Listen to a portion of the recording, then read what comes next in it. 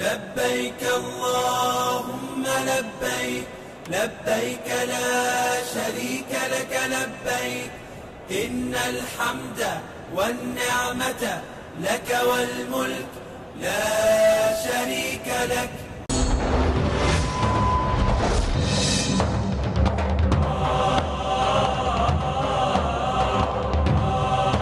পুরুষদের শাড়ির পেছনের দিকের 3 নম্বর বাইক থেকে পরবর্তী প্রশ্ন। হ্যাঁ ভাই, আপনি। শুভ সন্ধ্যা, আমি ডক্টর মাথু এবং creation.com এর সঙ্গে জড়িত, যা ক্রিয়েশন মিনিস্ট্রিজ ইন্টারন্যাশনালের অংশবিশেষ। একজন চিকিৎসক হিসেবে আমি এখানে এসেছি কারণ আমি শান্তিপ্রিয় এবং যেমন আপনি বলেছেন ভেতরে বাইরে শান্তি। এখন ব্যক্তিগতভাবে যখনই আমি এবং অন্যান্য লাখ লাখ মানুষ পাপবোধ ও এর জন্য অনুতাপের পর বুঝেছি যীশু খ্রিস্ট নিষ্পাপ ব্যক্তি আমার পাপের প্রায়শ্চিত্ত করে গেছেন। তিনি ক্রুশে করে আমার লজ্জা ও অপরাধ নিয়ে গেছেন এবং আমার জন্য জীবন দিয়ে গেছেন। আর সে কারণেই আমার মনে শান্তি আছে এবং এই শান্তি এমন কিছু যা সমঝোতা এনে দেয়। আমি জানতে চাই আপনি কি আমার এই শান্তি হরণ করতে চান? এমন এক শান্তি যা সমঝোতা আনে, পারবেন এর জবাব দিতে? ধন্যবাদ। ভাই একটা সুন্দর প্রশ্ন করলেন। তিনি ডক্টর ম্যাথু, তার একটা ওয়েবসাইট এবং সংস্থা রয়েছে নাম ক্রিয়েশন। তিনি বললেন যে তিনি শান্তি খুঁজে পেয়েছেন, শান্তি লাভের জন্য এখানে এসেছেন। বললেন যীশু খ্রিস্টের মধ্যে শান্তি খুঁজে পেয়েছেন, তার পাপের জন্য তিনি ক্রুশবিদ্ধ হয়ে মারা গেছেন। তিনি ক্রুশবিদ্ধ হয়ে মারা গেছেন, তাই তিনি আমাকে প্রশ্ন করছেন আমি কি আপনার শান্তি হরণ করতে পছন্দ করি? ভাই আমি কখনো আপনার শান্তি নষ্ট করতে চাই না। আমি আপনার মিথ্যে শান্তি নষ্ট করতে চাই এবং আপনাকে সত্যিকারের শান্তি দিতে চাই। আমি যীশু খ্রিস্টকে তার উপর শান্তি বর্ষিত হোক ভালোবাসি, তাকে শ্রদ্ধা করি এবং সম্মান করি। আমি জানতে চাই আপনিও কি যীশু খ্রিস্টকে ভালোবাসেন কি না। আপনার কাছে আমার একটা প্রশ্ন। জি। আপনি কি একমত? হ্যাঁ। বিশ্বাস করেন যীশু খ্রিস্ট ঈশ্বর? হ্যাঁ।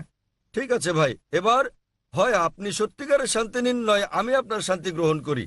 ঠিক আছে। যদি আপনার শান্তি প্রকৃত শান্তি হয় আমি আমার শান্তি ছেড়ে দিয়ে আপনার সঙ্গে যোগ দেব।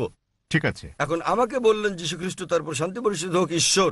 আমি চ্যালেঞ্জ করছি আপনাকে, পারলে বাইবেলের এমন একটা অনুচ্ছেদ দেখান, স্পষ্ট করে বলা একটা অনুচ্ছেদ দেখান, একটা দ্ব্যর্থহীন ভাবে বলা অনুচ্ছেদ দেখান, যেখানে যীশু খ্রিস্ট তার উপর শান্তি বর্ষিত হোক নিজে বলেছেন যে আমি ঈশ্বর অথবা আমার উপাসনা করো, তাহলে আমি খ্রিস্টান ধর্ম গ্রহণ করতে রাজি আছি।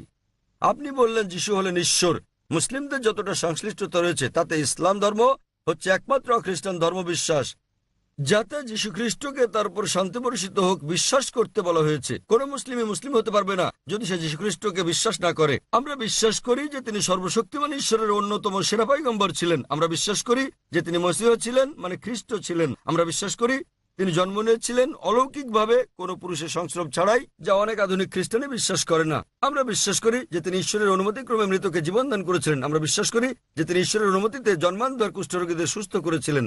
মুসলিম আর খ্রিস্টানরা এখানে একসঙ্গে চলছি, কিন্তু পার্থক্য আছে। যেমনটা আপনি বললেন যে বেশিরভাগ খ্রিস্টান বিশ্বাস করেন যে যীশু খ্রিস্ট নিজেকে ঈশ্বর দাবি করেছেন।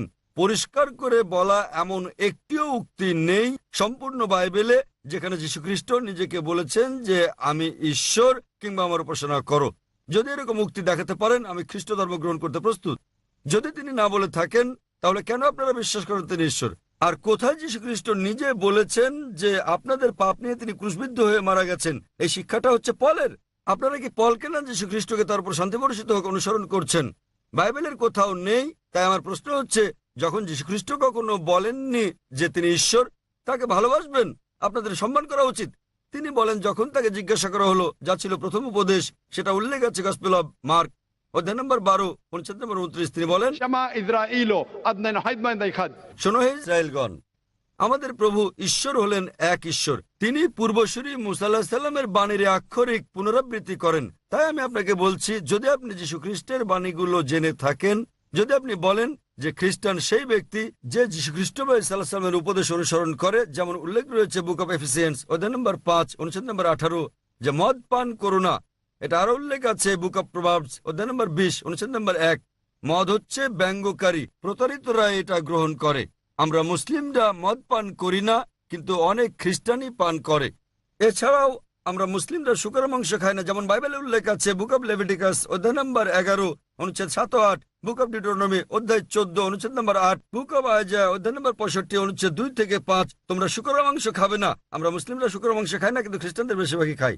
যীশু খ্রিস্টকে তার উপর শান্তি বর্ষিত হোক তার জন্মের 8ম দিনে খতনা করা হয়েছিল। এটা আছে গসপেল অব লুক অধ্যায় নম্বর 2 অনুচ্ছেদ নম্বর 21। আমরা মুসলিমরা খতনা করি, কিন্তু বেশিরভাগ খ্রিস্টানই তা করে না। যদি খ্রিস্টান মানে এটা হয় যে ব্যক্তি যীশু খ্রিস্ট সাল্লাল্লাহু আলাইহি সাল্লামের বাণী অনুসরণ করে, তাহলে আমি গর্বের সাথে বলি মুসলিমরা খ্রিস্টানদের চেয়ে অনেক ভালো খ্রিস্টান।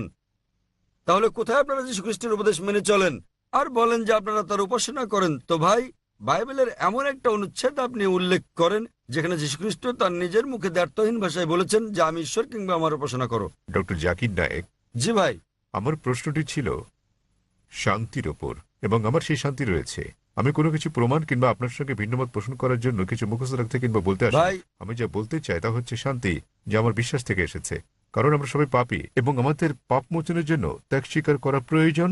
তবে তা আমাদের কাজের মাধ্যমে নয়, বরং এটা বিশ্বাস করার মাধ্যমে যে ঠিক আছে, যীশু খ্রিস্ট আমার পাপের প্রায়শ্চিত্ত করে গেছে। ভালো। তাহলে আপনি একমত যে যীশুখ্রিস্ট সব মানুষের পাপ মোচন করে গেছেন।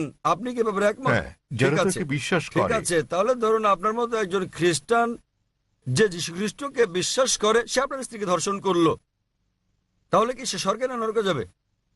মাফ করবেন, যদি একজন খ্রিস্টান এসে আপনার স্ত্রীকে ধর্ষণ করে, যে বিশ্বাস করে যীশুখ্রিস্ট তার পাপের জন্য মারা গেছেন, তাতে যে পাপই করুক না কেন তার পাপ মোচন হয়ে গেছে। তো যীশুখ্রিস্ট যদি তার পাপের জন্য মারা গিয়ে থাকেন, এর অর্থ সব খ্রিস্টান পুরুষরা নারী ধর্ষণ করলে কোনো পাপ হবে না? কখনোই না। কেন কখনো নয়?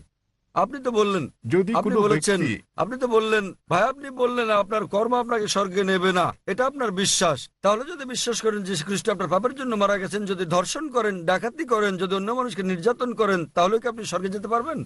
সে খ্রিস্টানই নয় যদি সে এমন কাজ করে, সহজ ব্যাপার। তিনি তো যীশুখ্রিস্টকে বিশ্বাস করেন, এমন খ্রিস্টান অনেককে আমি চিনি।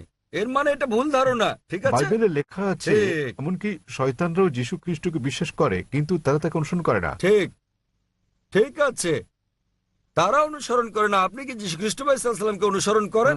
আপনার কি খতনা করানো হয়েছে? তাহলে না, আমাকে খতনা করানো হয়নি। কেন আপনি যীশু খ্রিস্টকে অনুসরণ করেন না? যীশু খ্রিস্টকে 8ম দিনে খতনা করানো হয়েছিল। আপনি একজন ডক্টর, ঠিক? আপনি জানেন খতনা স্বাস্থ্যগত দিক দিয়ে কত উপকারী। তাহলে কেন আপনি, তো এখনো আপনি করতে পারেন, কোনো সমস্যা নেই। অবশ্যই আপনি চাইলে সাহায্য করবো আমি। 1 নম্বর পয়েন্ট। 2 নম্বরটা হচ্ছে, আপনি কি শূকরের মাংস খান ভাই? না। কেন আপনি শূকরের মাংস খান না? ওল্ড টেস্টামেন্টে তা উল্লেখ আছে, ঠিক, এবং ঈশ্বর তা উল্লেখ করেছেন। আপনি কি মাদক সেবন করেন? আপনি কি মদ পান করেন? না। ভালো। আপনি কি বিশ্বাস করেন যীশু খ্রিস্ট ঈশ্বর? যীশু ঈশ্বর যিনি মানুষ রূপে পৃথিবীতে এসেছিলেন। কোথায় এটা উল্লেখ আছে? বাইবেলের কোন অনুচ্ছেদে আমাকে বলেন। বাইবেলের কোন অনুচ্ছেদে? হ্যাঁ, বাইবেলের কোন অনুচ্ছেদে? কোন অনুচ্ছেদে কোথায় যীশু খ্রিস্ট নিজে বলেছেন যে তিনি ঈশ্বর? ধরেন যদি কেউ আপনাকে ঈশ্বর বলে, আপনি কি বিশ্বাস করবেন আপনি ঈশ্বর? কেউ যদি আমাকে ঈশ্বর বলে, আমি তা বিশ্বাস করব? এই বিষয়টা মনে রাখা দরকার। যীশু খ্রিস্ট কখনো নিজেকে ঈশ্বর দাবি করেননি। প্রকৃতপক্ষে আপনি গসপেল অব ম্যাথিউ অধ্যায় নম্বর 19 অনুচ্ছেদ 16 ও 17 দেখবেন, এক ব্যক্তি যীশু খ্রিস্টের কাছে এসে বলল, ও গুড মাস্টার, কি ভালো কাজ করলে আমি অনন্ত জীবনে প্রবেশ করতে পারবো? তখন যীশু খ্রিস্ট তারপর শান্তি পরিশুদ্ধ হোক বললেন, কেন তুমি আমাকে ভালো বলছো ঈশ্বরকে বাদ দিয়ে? কেন তুমি আমাকে গুড বলছো? একটি মাত্র গুড আছে, আর তা স্বর্গের ঈশ্বর। এবং তুমি যদি অনন্ত জীবন পেতে চাও, তাহলে উপদেশ বাণী মেনে চলো। তিনি কখনোই বলেননি যদি স্বর্গে যেতে চাও তোমরা আমাকে ঈশ্বর বলে বিশ্বাস করো। তিনি কখনো বলেননি যে তোমরা বিশ্বাস করো আমি তোমাদের পাপের জন্য মারা গেছি। তিনি বলেছেন যদি স্বর্গে যেতে চাও তাহলে উপদেশ বাণী মেনে চলো। আর এই উপদেশগুলো কি? ডাকাতি করো না, তোমরা মদ খেও না, প্রতিবেশীর স্ত্রীর প্রতি লালসা করো না। উপদেশ অনুযায়ী কাজ করলে তা তোমাকে স্বর্গে পৌঁছে দেবে। যীশুখ্রিস্ট কখনোই বলেননি যে তিনি ঈশ্বর ছিলেন। তাহলে আপনারা কেন বলছেন যে যীশুখ্রিস্ট তারপর শান্তি বর্ষিত হোক ঈশ্বর? আপনারা তার বাণী মানছেন না। আমি বলিনি যে যীশু ঈশ্বর, আমি বলেছি আমার মনে শান্তি আছে এবং এই শান্তি ভাগ করে নিতে চাই। ভাই, অনেক মানুষ আছে শয়তানের পূজা অর্চনা করার একটা দল আছে, আপনি কি জানেন? শয়তানের পূজা অর্চনা করার অনেক দল। তাই তারা শয়তানের পূজা করে শান্তি পায়, তবে তা মিথ্যে শান্তি। তাই তো আপনাকে মিথ্যে শান্তি থেকে বের করে নিয়ে এই সত্যিকারের শান্তি দিতে চাই আমি। আপনি যাকে শান্তি বলছেন সেটা প্রকৃত শান্তি নয়। আপনি একটা ভুয়া ঈশ্বরের উপাসনা করছেন। যীশুখ্রিস্ট তারপর শান্তি বর্ষিত হোক কখনো বলেননি তিনি ঈশ্বর। সুতরাং আপনি ভুল ঈশ্বরের উপাসনা করছেন এবং আপনি ভুয়া শান্তিতে আছেন। যেমন কিছু মানুষ শয়তানের পূজা করেও তারা ভাবে যে তারা সঠিক পথে আছে। আমি আপনাকে এই ভুয়া শান্তি থেকে বের করে নিয়ে আসল শান্তির পথে আনতে চাই। কারণ আমি নিজেকে একজন খাঁটি খ্রিস্টান ভাবি। যদি খ্রিস্টান মানে এমন ব্যক্তি হয় যিনি যীশু খ্রিস্ট বা ঈসা আলাইহিস সালামের বাণী মেনে চলেন, তাহলে আমি খ্রিস্টানদের চেয়েও বড় খ্রিস্টান। আপনি কি জানেন যীশু খ্রিস্ট তারপর শান্তি বর্ষিত হোক বলেন, গসপেল অফ জন অধ্যায় নম্বর 16 অনুচ্ছেদ 12 থেকে 14, তোমাদেরকে আমার অনেক কিছু বলার আছে, কিন্তু তোমরা এখন তা সহ্য করতে পারবে না। যখন সত্যের আত্মা আসবেন, তিনি তোমাদের সত্যের দিকে নিয়ে যাবেন। তিনি তোমাদেরকে ভবিষ্যতের নিদর্শন দেখাবেন, আমাকে গৌরবান্বিত করবেন। যীশু খ্রিস্টের পর কোন নবী ঈসা আলাইহিস সালামকে যীশু খ্রিস্টকে গৌরবান্বিত করেছেন? তিনি নবী মুহাম্মদ সাল্লাল্লাহু আলাইহি সাল্লাম। তাহলে নবী মুহাম্মদের আগমনের পূর্বাভাস, ভবিষ্যৎবাণী রয়েছে বাইবেলে। এমন অনেক উদ্ধৃতি রয়েছে। আপনার কাছে প্রশ্ন, কেন যীশু খ্রিস্ট বা ঈসা আলাইহিস সালামের নির্দেশগুলো মানেন না এবং কেন নবী মুহাম্মদ সাল্লাল্লাহু আলাইহি সাল্লামকে অনুসরণ করেন না? তাহলে আপনি কেমন খ্রিস্টান?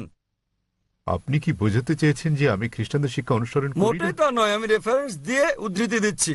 বাড়ি ফিরে গিয়ে আপনি বাইবেল দেখেন, রেফারেন্স সহ। আমি সত্যিকারের খ্রিস্টান, আপনি খ্রিস্টান নন। যাচাই করা সহজ ভাই। সহজ, খুবই সহজ। আপনি যা বলছেন আমি তা উদ্ধৃতি দিয়ে বলছি, আপনি একটি উদ্ধৃতিও দিতে পারেননি। আমি খ্রিস্ট ধর্মবেত্তাদের চ্যালেঞ্জ করছি, আমি খ্রিস্ট ধর্মবেত্তাদের যে কাউকে চ্যালেঞ্জ করছি। আপনাদের ধর্মবেত্তাদের নিয়ে আসুন। যদি আপনি বলেন যে আপনার ধর্ম সম্পর্কে জ্ঞান নেই, তাহলে আপনার ধর্মবেত্তাদের নিয়ে আসুন, বিশ্বের শ্রেষ্ঠ, এবং আমরা সংলাপে বসবো। নিশ্চয়। তবে সে ব্যক্তিকে হতে হবে বিজ্ঞ, রাস্তাঘাটে জনতন লোক নয়। এমন ব্যক্তি যিনি মানুষকে আকৃষ্ট করতে পারেন, এমন ব্যক্তি যিনি পড়াশোনা করেছেন। আপনি ভারতের মধ্যে, বিশ্বের মধ্যে যিনি সবচেয়ে ভালো, তাকে নিয়ে আসুন, আমরা সংলাপ করব। জি, এবং স্যার। আপনি তাকে প্রশ্ন করতে পারেন। আমি যে সব প্রশ্ন করছি সেগুলো তাকে জিজ্ঞেস করুন যে বাইবেলের কোথায় উল্লেখ করা আছে কোন দ্ব্যর্থহীন উক্তি যেখানে যীশু খ্রিস্ট বা ঈসা আলাইহিস সালাম নিজে বলেছেন যে আমি ঈশ্বর অথবা আমার উপাসনা করো। আমি জাকির নায়েক অবিলম্বে আপনার এই কথা মেনে নেব। আপনি যদি বাইবেলের যে কোনো সংস্করণ থেকে দেখাতে পারেন কোন দ্ব্যর্থহীন উক্তি, কোন সুস্পষ্ট উক্তি যেখানে যীশু খ্রিস্ট বা ঈসা আলাইহিস সালাম নিজে বলেছেন যে আমি ঈশ্বর কিংবা আমার উপাসনা করো, তাহলে আমি তাকে ঈশ্বর মানব। তবে এমন একটি উক্তি নেই। সুতরাং আপনারা যা করছেন তা হচ্ছে যীশু খ্রিস্টের উপদেশগুলো আপনারা অনুসরণ করছেন না। এটা হচ্ছে চার্চের শিক্ষা, যীশু খ্রিস্টের তার উপর শান্তি বর্ষিত হোক নয়। তাই আমি আপনাকে অনুরোধ করি ভাই, দয়া করে মিথ্যা শান্তি ত্যাগ করুন এবং সত্যিকারের শান্তি গ্রহণ করুন। সত্যিকারের শান্তি হচ্ছে ঈশ্বরের কাছে আত্মসমর্পণ করা। সেই ঈশ্বর যিনি যীশু খ্রিস্ট বা ঈসা আলাইহিস সালামকে সৃষ্টি করেছেন, কোনো ভুয়া দেবতা নয়। যীশু খ্রিস্ট বা ঈসা আলাইহিস সালাম ঈশ্বরের একজন পয়গম্বর ছিলেন, ঈশ্বর ছিলেন না। আশা করি উত্তরটা পেয়েছেন।